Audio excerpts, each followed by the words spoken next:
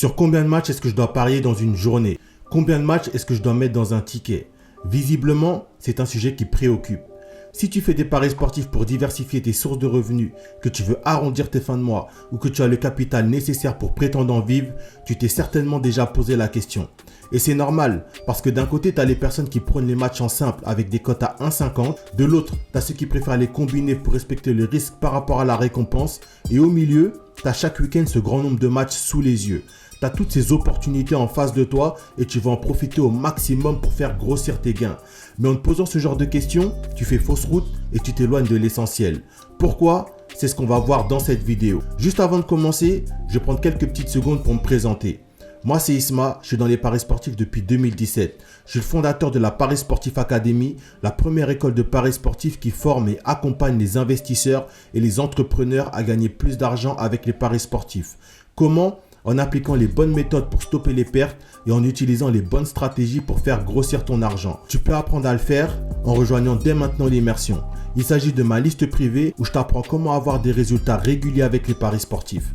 Pour nous rejoindre, il te suffit d'aller dans la barre de description, de cliquer sur le premier lien, d'entrer ton prénom, ton email et ensuite, je m'occupe de t'accueillir comme il se doit. Le problème qui vient quand tu te poses ce genre de questions, c'est que bien souvent, tu finis par te frustrer au point d'en oublier le plus important. Parce que si tu te dis à l'avance ce week-end, je parie sur 4 matchs et que tu ne trouves pas 4 matchs sur lesquels tu as des certitudes, tu vas te retrouver à parier sur tout et n'importe quoi juste parce que tu t'es dit qu'il faut que tu paries sur 4 matchs. Alors que ce que tu dois faire, c'est suivre et rester concentré sur le processus. Parce que c'est ça qui va te donner des résultats. Peu importe qu'à la fin tu trouves 2 matchs, 4 matchs ou même 10 matchs, ce que tu dois faire, c'est respecter le processus. Et c'est uniquement en le respectant que tu sauras sur combien de matchs tu vas pouvoir parier sur une journée. Parce que tu ne vas pas être là à mettre une confiance sur un match pourri. Au contraire, tu vas t'arrêter uniquement sur les vraies opportunités. Donc avant tout, c'est le processus. Maintenant, si tu regardes cette vidéo et que tu n'as pas de processus, ou que tu ne sais pas ce que c'est, ou même que tu ne sais pas comment le mettre en place, je vais te donner quelques éléments pour que tu puisses y voir plus clair. Déjà pour commencer, le processus c'est simplement toutes les étapes que tu dois valider pour trouver ton match, l'analyser et choisir la meilleure option pour parier dessus. En fait, le processus c'est ta base, c'est ton plan. C'est ce qui va te permettre de trouver des matchs sans forcer, d'éliminer les matchs sans importance, d'être confiant sur tes choix et ça, peu importe le championnat. Parce que c'est ça le but, avoir un process qui te donne des résultats aussi bien dans les grands championnats que dans les championnats de seconde zone, pour ne pas être limité et ne pas passer à côté d'opportunités. Du coup, comme je l'ai dit, ton processus il a plusieurs étapes. La première, ça va être de définir les équipes avec lesquelles tu veux travailler dans chaque championnat. Faire ça, ça va te permettre de ne pas t'éparpiller pour rien, mais surtout d'être attentif à ce que ces équipes font comme résultat au fur et à mesure que les journées passent. C'est comme ça que tu te retrouves à être au plus proche de la réalité de leur forme. Tu finis par comprendre la psychologie des équipes, à savoir quand elles sont en confiance ou non, quand elles sont le plus susceptibles d'encaisser ou non, quand est-ce que tu vas pouvoir compter sur elles pour tes paris. Ensuite, ton processus il doit être mis en place en fonction de l'option qui t'intéresse. Parce que c'est une chose que tu dois savoir avant même de commencer ta recherche. Qu'est-ce que tu attends des matchs que tu sélectionnes? Pour te donner un exemple, moi je sais à l'avance que je cherche des matchs pour parier sur les 2 équipes marques. Toutes les autres options ne m'intéressent pas. Donc, il y a certains matchs sur lesquels je ne m'arrête pas parce que la configuration n'est pas celle que je veux. Il y a des matchs que je ne regarde pas parce que je ne retrouve pas l'anomalie que je cherche. Ça me permet d'affiner encore plus ma sélection et de n'avoir que des matchs qui vont me donner ce que je veux.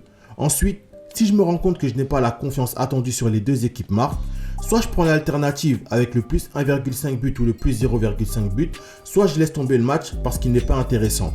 Ensuite, ton process il doit te dire à l'avance sur quelle cote tu peux parier. Pour les 2 équipes marques, je refuse de prendre une cote inférieure à 1,50. D'ailleurs, il faut que je te parle d'un point important concernant la cote.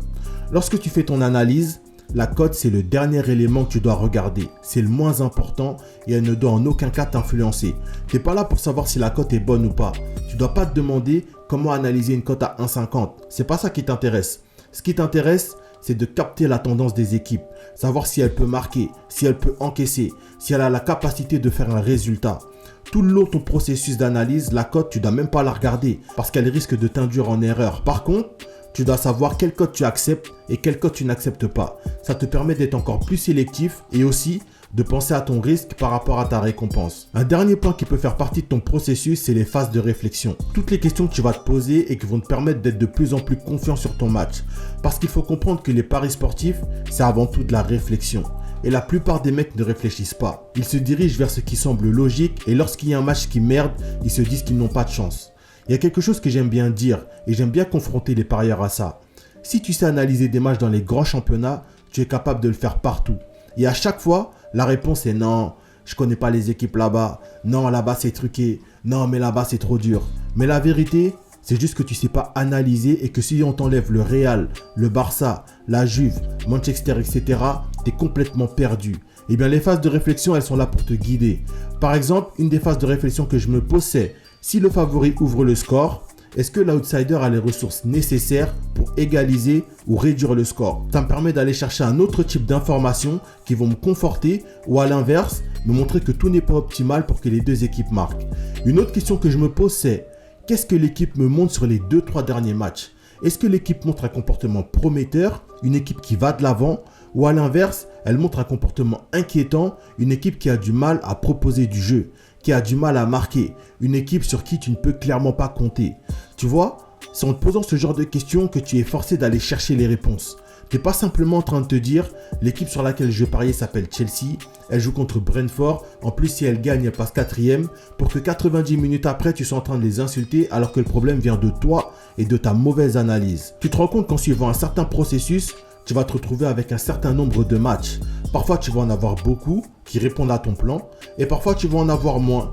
Ça, c'est pas quelque chose que tu contrôles. Mais à la finale, tes tickets, tu vas pouvoir les composer en fonction de ce qui est ressorti durant toute cette première phase. Et à ce moment, tu sauras si tu peux parier sur 2 matchs, sur 3 matchs ou si tu passes ton tour parce qu'il n'y a rien. Donc, ça ne sert à rien de se poser des questions sur quelque chose que tu ne contrôles pas. Concentre-toi sur le processus parce que ça, c'est une chose sur laquelle tu as un total contrôle. Ok les gars, on est déjà à la fin de cette vidéo. Pour les personnes qui veulent apprendre à gagner avec les paris sportifs de façon régulière, tout se passe dans la description. Il te suffit de rejoindre l'immersion. Si tu es encore là à ce moment de la vidéo, merci à toi de l'avoir regardé jusqu'à la fin. Nous on se retrouve très vite pour une prochaine vidéo. C'était Isma de la Paris Sportif Academy.